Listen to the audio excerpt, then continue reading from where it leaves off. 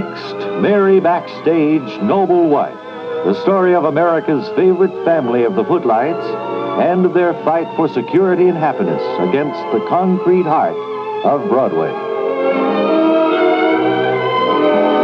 Rehearsal time for Westchester Furioso at the Town Hall in Meredith, New Hampshire. And on stage, Mary and Harry are about to run through the ping pong scene from Act Two, as we hear them say. Okay, cast, let's take it from the top, this scene. This is the famous ping pong scene now. It's a scene between Margaret and Russell, isn't it, Greg? That's right. I'm all set. This is all coming back to me better than I thought.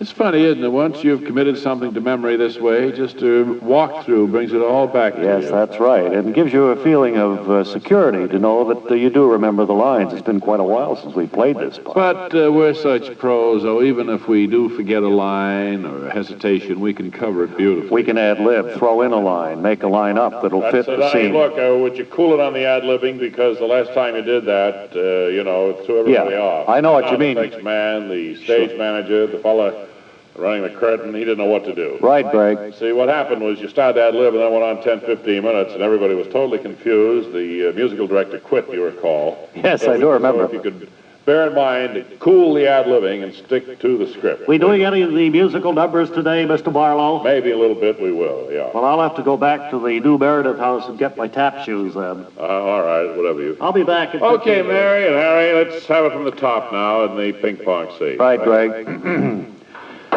Margaret? Yes. Your ping pong playing seems better than ever. You're playing so furioso lately. Particularly here in Westchester. Yeah. There are many ways to attack the ping pong game. You're putting a little English on those shots, aren't you? Just a little bit, my dear. Kind of a weird chop. Now, where did that ping... Oh, that's not in the script. Where'd the ping pong go?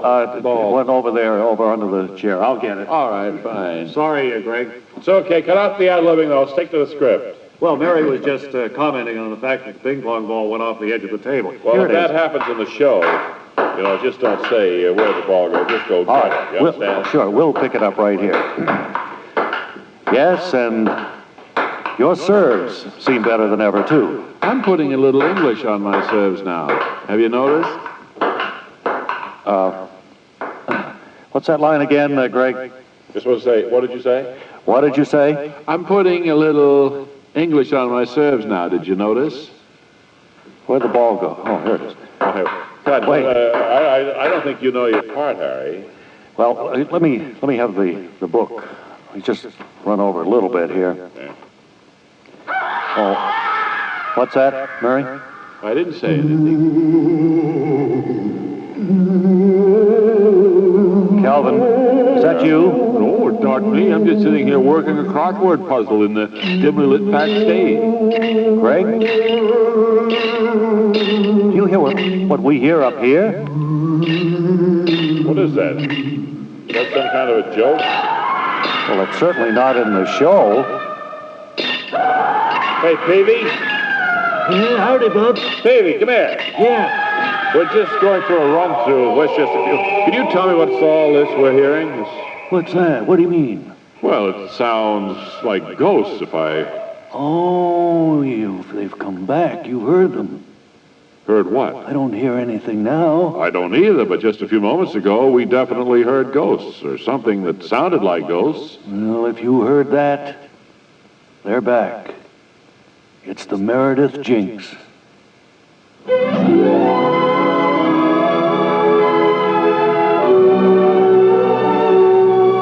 And so Mr. Peavy, the janitor at the town hall, mentions the Meredith Jinx. What is it? And what effect will it have on Westchester Furioso? Be sure to listen on Monday when we'll hear Greg Marlowe say, That's funny. You hit that ping pong ball and it just disappeared. that's Monday in the next exciting episode of Mary Backstage, Noble Wife. Word Carr speaking. We invite you to spend another educational session with the idol of the nation's youngsters, Mr. Science. As we look in on the modern, well-equipped laboratory today, we see that little Jimmy Schwab is just arriving to watch Mr. Science perform his latest fascinating experiment. Well, hello there, Jimmy. you're right on time, as usual, to watch me perform my latest fascinating experiment. I always make it a point to be punctual when I know you're going to perform a fascinating experiment, Mr. Science. What wondrous thing have you chosen for today? Well, Jimmy, today we're going to demonstrate how the rays of the sun can be utilized to start a bonfire. Leap and lizards, Mr. Science. I'll bet we have get a lot closer to the sun to do that. How are we going to fly up there? Well, you don't have to fly up to the sun to do it, Jimmy. Holy mackerel, Mr. Science. You mean you're going to bring the sun down here? No, son. We're going to do it with the aid of this ordinary magnifying glass. Boy, oh boy. That's just like the magnifying glass my grandpa Schwab uses to read the newspaper. But he never started a fire with it. He lets his cigar ashes drop between the sofa cushions to do that. Well, it's necessary to capture the rays of the sun in a certain way to create fire, Jimmy. You'll learn the scientific principle from today's experiment. Now, first, you'll notice that we brought the ingredients we need for starting our fire over here by the laboratory window. Now, that's to make the sun's rays readily available. Great suffering catfish, Mr. Science.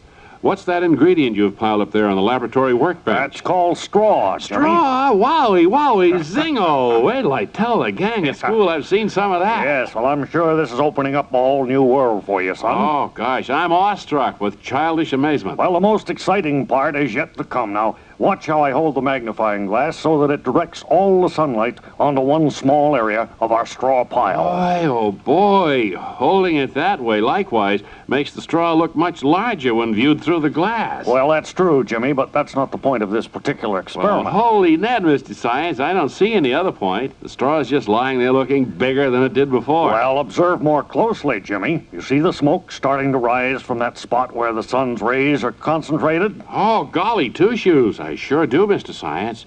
And now the scientific element we've learned to call fire is breaking through the smoke. Boy, oh boy, my eyes have never beheld such powerful magic. Well, it's not magic at all, Jimmy. We've simply taken the rays of the sun, which normally fall over a wide area, and directed all of their intensity into one small point. Now I'll go get some water to put out the flames before they can cause any damage to my laboratory. While you do that, I'll perform another experiment with the magnifying glass here. I want to see what happens when we direct the rays of the sun onto the stuff in this test tube. Oh, no, don't do that, Jimmy. That's a highly volatile fluid there. Put the magnifier away, son. Gee, I don't know what volatile means, but I only want to set it on fire a little to prove that...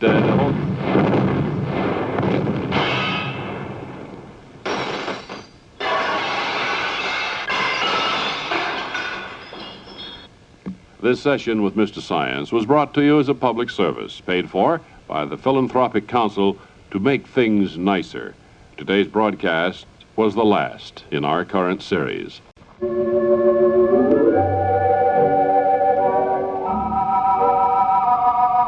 And now, once again, around the corner and up your block, comes the friendly poet-philosopher Charles to reach once again into his tattered, dusty manuscripts and bring forth the poem of romance, adventure, or hope. Charles? I had a dream the other night when all the world was still. I dreamt I saw a graceful gull there high above the hill. Well, that was lovely, homely village poet, but now a brief message for stomach sufferers. Oh, wait just a minute. That wasn't the end of the poem. Charles, I'm sure our listeners capture the mood with you. Yeah, but there's 3 more stanzas about this gull flying around. Oh, I'm sorry, but we do have to get the commercial message in. Now, will you just pause a minute and read over your next poem while I'm doing this? All right, but I haven't gotten to the best part yet. Friends, do you spend sleepless nights in agony? If so, then here's wonderful news about a great new product that brings speedy, blessed relief. New improved 6-way gas pills, specifically designed to free you from the miseries of overindulgence. Only 5 cents a roll, 3 rolls for a quarter. Get some today. And now, once again, here's Charles, your friendly poet-philosopher. I can't forget the rolling sea and the crashing tide and the foam. The mountainous waves are a part of me, and the deck of a ship is my home. Friends, Do you know that athlete's foot can cripple you? Oh, come on. Now, wait a minute. I'm not even close to being finished Well, with I'm this. sorry, but we've sold these spots and we have to do them. Prying's Toe Ointment is spending a lot of money on you, Charles. Well, look, I'm the artistic type. I'm getting pretty burned up about Well, this. I that's- mean, I get in a mood for Poe, and you Uh-huh. lay on athlete's That's foot. commercial radio for you. Now, if you'll just to be I quiet. saw Rod McCune on the Today Show, and they let him finish. Neighbors, don't let unsightly, peeling, scabby feet rob you of health and happiness. Now, athlete's foot is curable without a doctor's prescription. Brother. Ask your druggist about Prying's Toe Ointment. Oh. Just state your shoe size, and he'll recommend the tube to fit your needs. And now, once again, here's Charles. Listen, I don't think I can go on. I'm still pretty peaked. Let's control I'm out of the mood. ourselves, Charles. We have a job to do here, you know. And look, stop calling me homely, too. Some women find me quite attractive. Well, I just use that as homely poet-philosopher. No offense intended. Go ahead, Charles. My loved one is an angel true, all dressed in snowy white. She comes to me mid-morning dew, in the last great touch of night. My loved one is blossom fair. Neighbors, are you bothered with long, unsightly hair growing out of your ears? Oh, hey, wait a minute. This is going too Why not try Hey, the what new is this? Miracle Gaylord ear cream? Oh, come Just on. a few drops stuffed in with a toothpick is guaranteed to kill every living thing. Oh, brother. Don't let your friends call you shaggy ears. Try Gaylords today. I wish I could find some product to stuff in your Now, mouth. until next time, your friendly, homely poet-philosopher Charles says... Take a long walk off of North Street.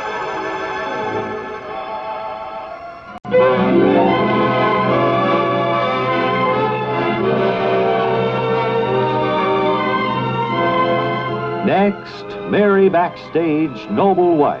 The story of America's favorite family of the Footlights and of their fight for security and happiness against the concrete heart of Broadway.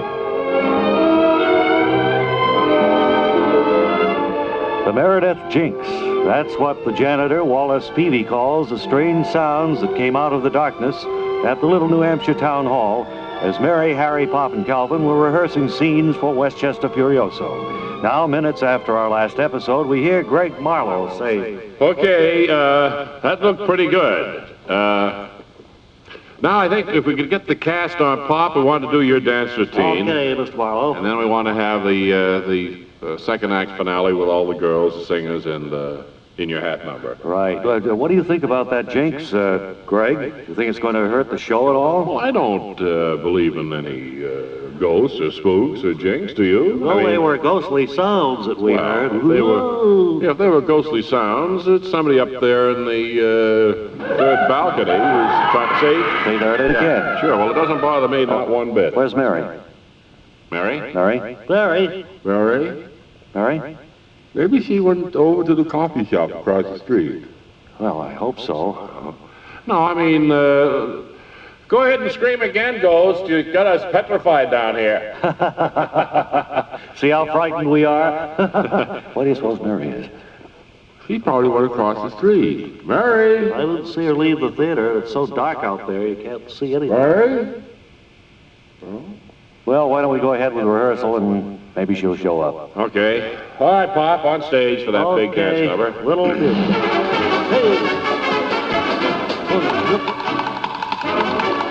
How's it look, Miss Marlowe? Great, great.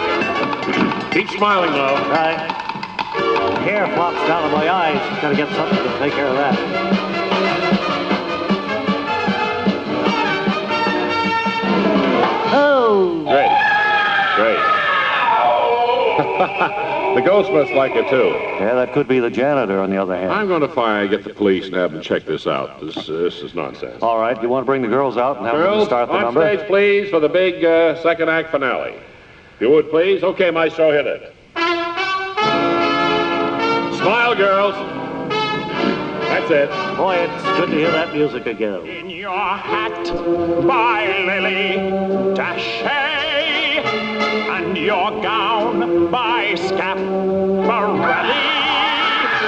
You're as pretty as a rhinestone in your... Just go ahead, girls. Don't have to bother you. And when you're passing by, how could any mortal such as I keep from sighing.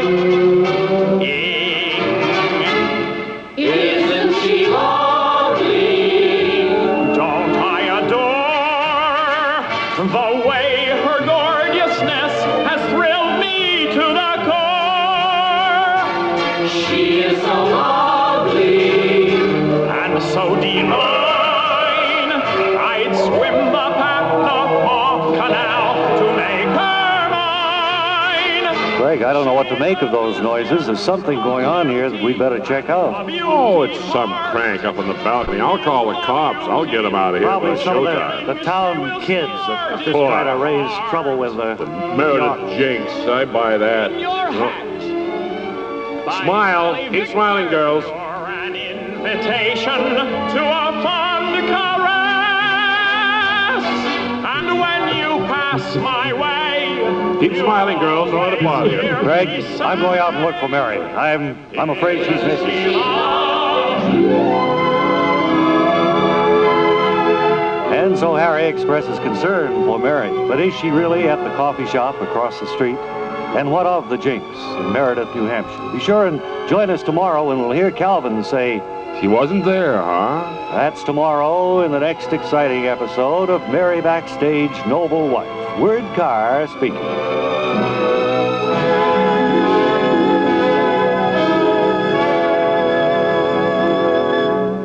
Standing by now with a live microphone we trust, it's Wally Ballou.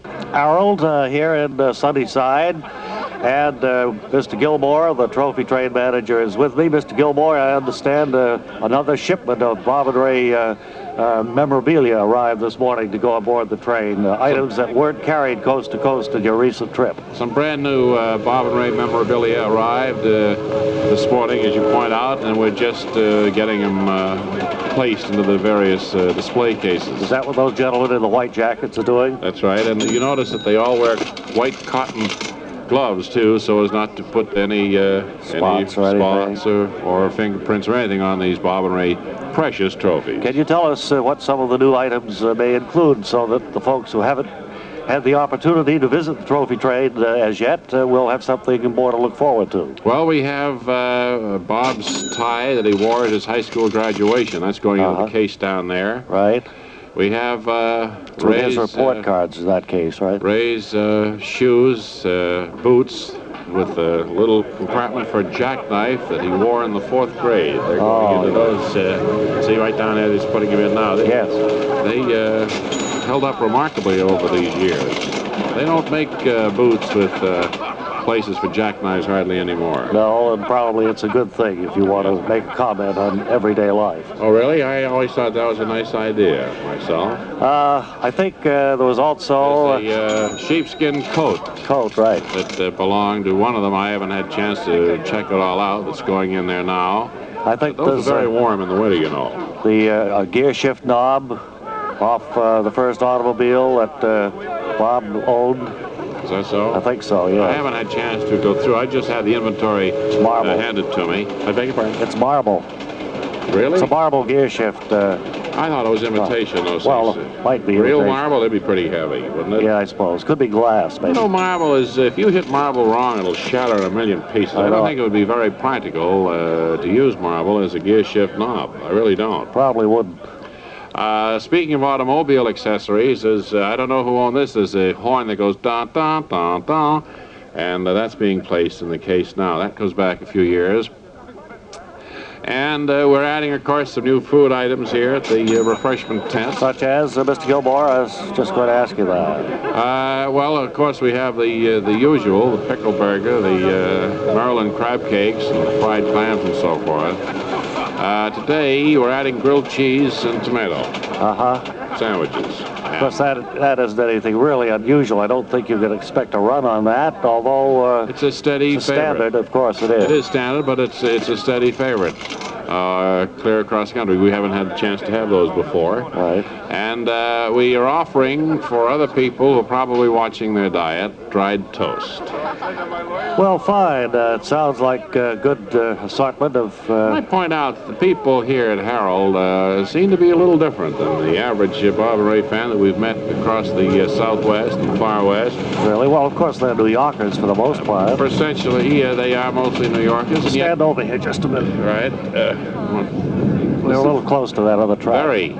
As you recall, yesterday we pointed out how we ran the Bob and Ray trophy train through the car wash and inadvertently left the windows open, yes, so that we had some water damage in the car. That's been all repaired now, and everything has been swabbed up and in good shape. You going to take care of the graffiti tonight so that it'll be... Well, that's very difficult. We're running into more of that here in New York now than we had anywhere else in the country. They use these day-glow colors. Stand in a little closer. Right. They come by in the wee hours of the morning, I guess, with these day-glow colors and... Spray cans, I guess, isn't it? Is that what it is? I don't know. Of course, they're beautiful, colorful, but it is irritating to a degree. We'd like to have this just with the famous Bob and Ray colors, red, white, and blue.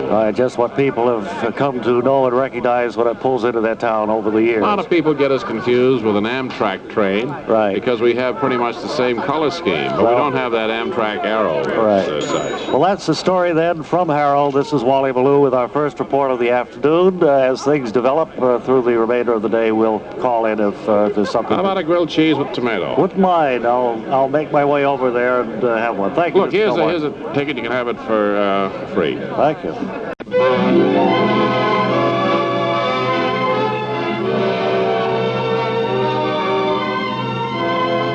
Next, Mary Backstage, Noble Wife.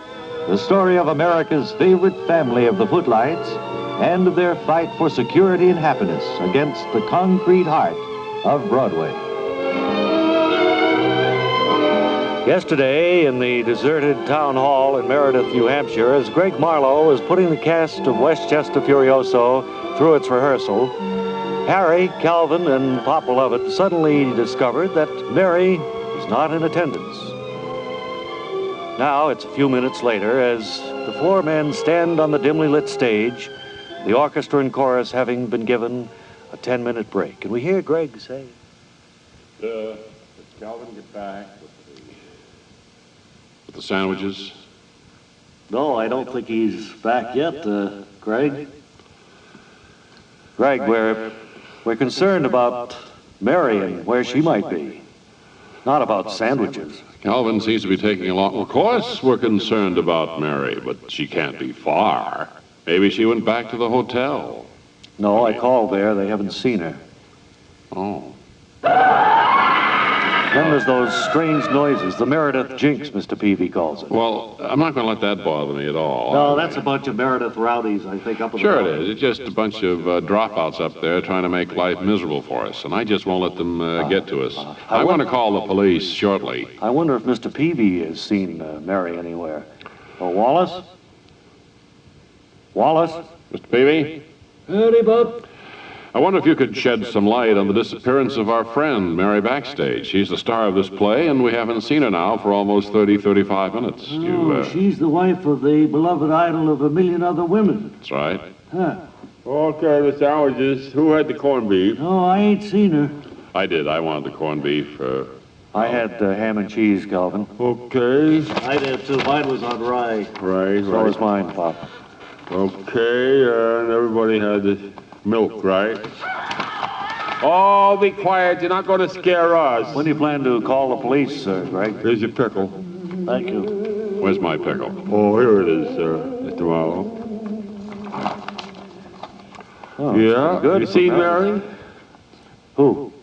Have you seen Mary? No, we haven't seen her yet, and I just asked the janitor if he'd seen her. He said no. Oh, Greg's going to call the police about the sounds out of the balcony. See, I brought a pastrami sandwich for her. It's $1.25 right down the drain, unless somebody else wants to eat it. Well, I think the company will pay for it.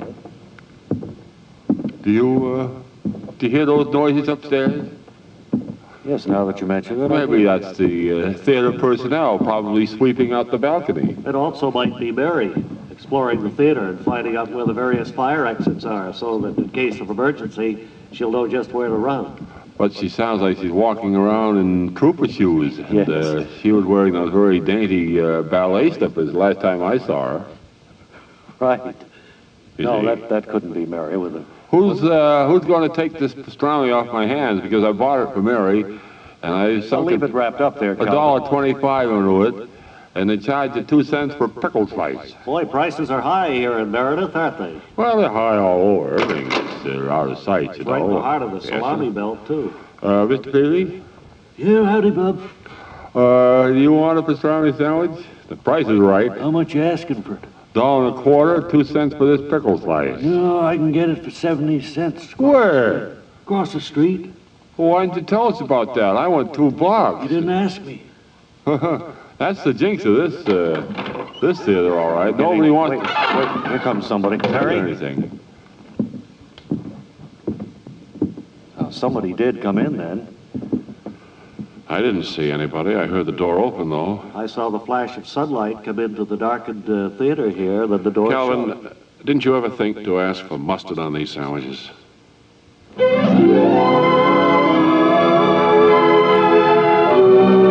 And so the mystery deepens as to Mary's whereabouts. And what are the steps upstairs in the balcony? Be sure and join us tomorrow when we'll hear Calvin say, I thought I saw her driving a cab. that's tomorrow in the next exciting episode of Mary Backstage, Noble Wife. Word Carr speaking.